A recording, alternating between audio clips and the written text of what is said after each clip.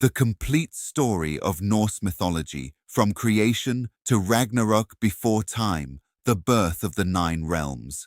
Before the Vikings sailed across the freezing seas, before Odin searched for wisdom, before Thor raised his mighty hammer against the giants, before Loki's tricks brought chaos to the gods, before even the stars existed, there was nothing, no earth, no sky, no sun to warm the heavens, no moon to light the night, no oceans, no mountains, no trees, no birds singing in the forests, not even time itself had begun. Imagine a universe without light, without sound, without life, a place where there was no beginning and no end. The ancient Norse people believed that before everything we know today, there existed only a vast, endless emptiness, a place so ancient that even the gods could not remember its birth. They called it Ginnungagap, the Great Void. It was not simply empty space, it was something far stranger, a silent abyss stretching beyond imagination. No stars glittered above it, no wind moved through it, no rivers flowed across it. Nothing lived there, nothing died there, because life and death did not yet exist. For countless ages, Ginnungagap remained unchanged, silent, still, waiting. Then, something extraordinary happened. At one edge of the Great Void, a world of endless ice began to form, and at the opposite edge, a kingdom of unstoppable fire burst into existence. These two realms were complete opposites. One represented absolute cold, the other, pure destruction. Neither knew the other existed, yet fate was slowly drawing them together, because between them, the empty void waited, and from their meeting, everything would be born. The frozen kingdom of Niflheim. To the north of Ginnungagap lay Niflheim, the oldest realm in all of existence. Long before the gods, long before giants, long before humanity, Niflheim already stood. Its name meant the home of mist, but mist alone could never describe it. Imagine endless glaciers stretching farther than the eye could see, mountains of solid ice towering into endless darkness, snow falling without ever stopping, winds so cold they could freeze anything they touched. Here, there was no warmth, no sunlight, no comfort, only silence, broken by the cracking of ancient ice. Deep within Niflheim bubbled a mysterious spring. The Norse called it Fergelmir, the roaring cauldron. It was unlike any spring that would later exist in the human world. From its icy waters flowed 11 great rivers, the Elivagar. These rivers carried freezing water across the empty void. As they traveled farther from their source, the water slowed. Ice formed, layer upon layer, century after century. The frozen rivers spread into Ginnungagap. Their frost crept farther each year. Slowly, the great void began filling with towering walls of ice, yet on the opposite side of existence, something entirely different was growing, the realm of eternal fire. Far to the south, beyond the frozen rivers, burned Muspelheim. If Niflheim represented endless winter, Muspelheim was eternal summer pushed beyond imagination.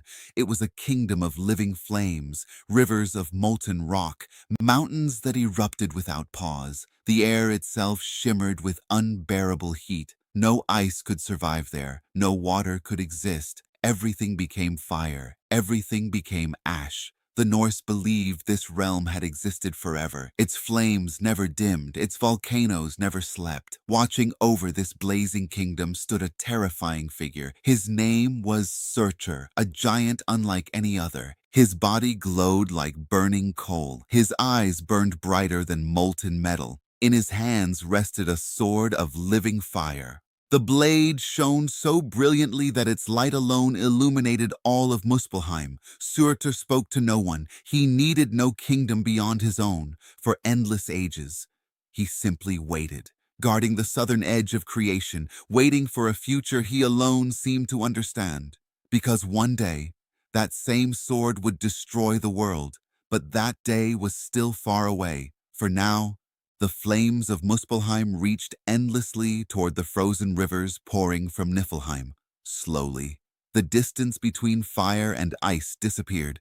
Neither realm intended to create life, neither sought companionship, yet destiny had already decided when fire finally touched ice, the universe would change forever. When fire met ice, there was no explosion, no thunder, no great battle, only something much quieter and infinitely more important. The scorching heat drifting from Muspelheim met the frozen rivers flowing from Niflheim. The impossible happened. The ancient ice began to melt. Tiny drops of water appeared for the first time in existence. They shimmered in the darkness, warmth mixed with frost. Fire embraced ice. The empty silence of Ginnungagap transformed into something new. The melting ice released strange droplets unlike ordinary water. Within them, life stirred. Not small life, not fragile life, but something enormous, something ancient, something powerful beyond imagination. From those first melting drops, a giant slowly began to awaken. His breathing echoed through the endless void. His heartbeat became the first sound ever heard in the universe. His eyes opened, and for the first time, a living creature looked upon existence. His name was Ymir. The first giant, Ymir, was unlike any being that would ever come after him. He was not born from parents. He had no childhood, no family, no home. He simply appeared. His body was as vast as mountains. His footsteps shook the frozen ice beneath him. Every breath escaped like an icy storm. The Norse later called him the ancestor of all frost giants. But at that moment, he was completely alone. There were no gods to challenge him, no humans to worship him, no enemies to fear him, only endless silence and an empty universe waiting to be filled. Yet even a giant needed nourishment. Ymir looked across the frozen wilderness. There were no plants, no animals, nothing to eat. If the first living being could not survive, creation itself would end before it had truly begun. But the universe had one more surprise waiting. From the same melting ice that had given birth to Ymir, another extraordinary creature emerged. Gentle where Ymir was powerful, peaceful where the giant was wild. A creature whose arrival would shape the destiny of gods and giants alike. She was not a goddess, nor a giant. She was a great cosmic cow. Her name was Audumbla, and without her, neither gods nor humanity would ever exist. The universe was no longer empty. For the first time since the endless silence of Ginnungagap, life existed.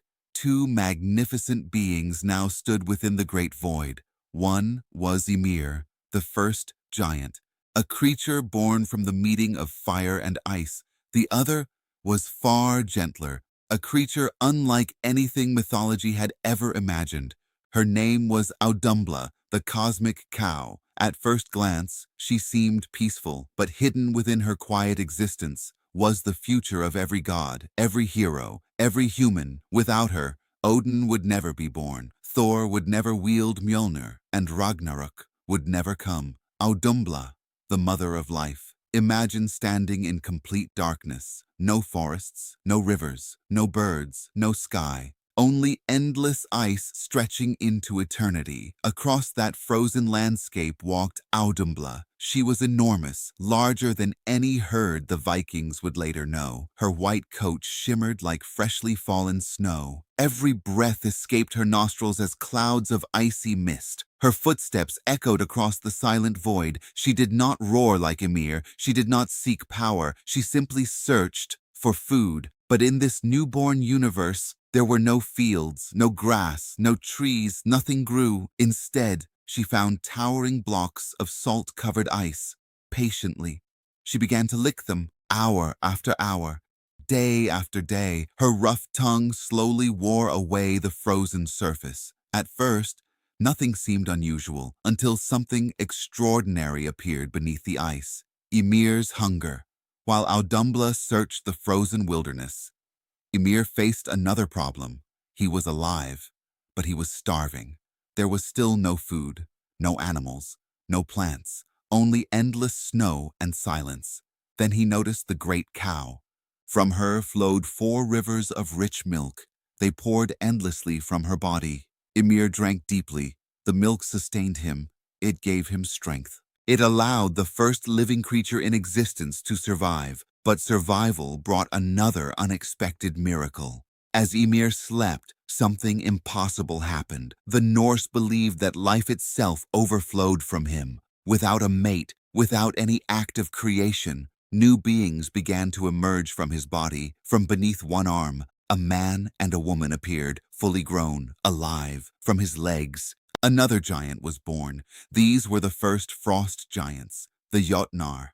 Unlike the gods who would come later, the giants represented the raw forces of nature, untamed, ancient, wild. They spread across the frozen wastes of Ginnungagap, and with every generation, their numbers grew. Long before the gods ruled the heavens, the giants ruled existence. Something hidden beneath the ice. Meanwhile, Odumbla continued licking the strange blocks of frozen salt. On the first day, only a few strands of hair became visible, long, golden, unlike anything Ymir had ever seen. On the second day, a face emerged, strong, calm, majestic, still frozen within the ancient ice. Ymir watched in silence. Even he could not understand what he was witnessing. Then came the third day. With one final sweep of Audumla's tongue, the ice shattered. A magnificent figure stepped into the light. He was tall, powerfully built.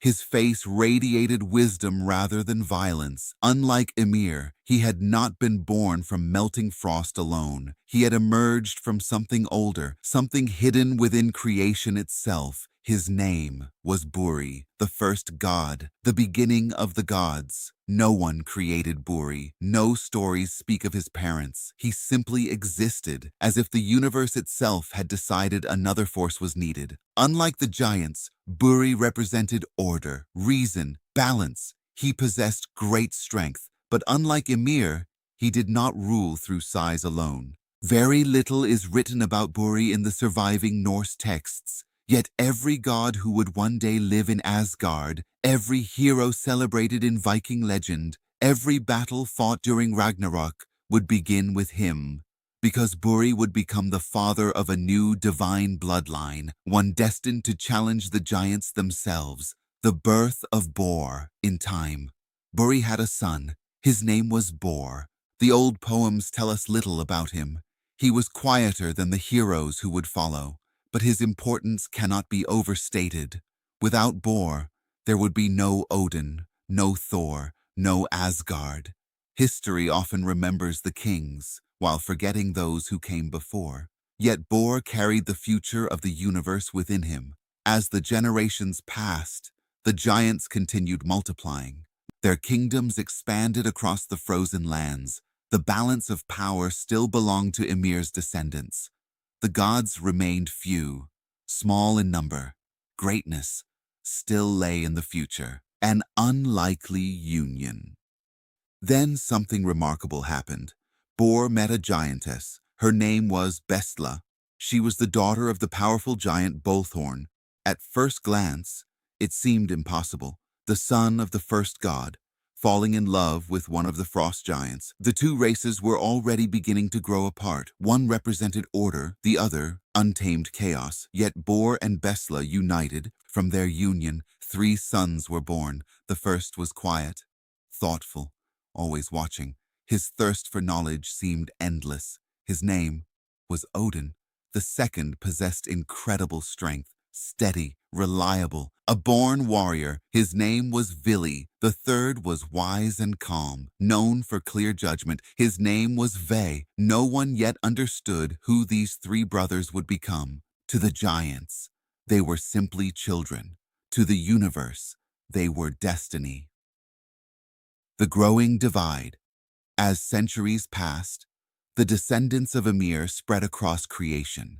The frost giants grew stronger. Many were peaceful, others became violent. Some challenged everything around them. The gods watched, especially Odin. Even as a young god, he noticed something troubling. The universe remained unfinished. There was still no earth, no oceans, no forests, no sky, only endless frost and endless giants. Something had to change. But creating a world would require an unimaginable sacrifice, one so great that it would become the first murder in the history of existence, not committed out of hatred, not out of revenge, but because the universe itself demanded it.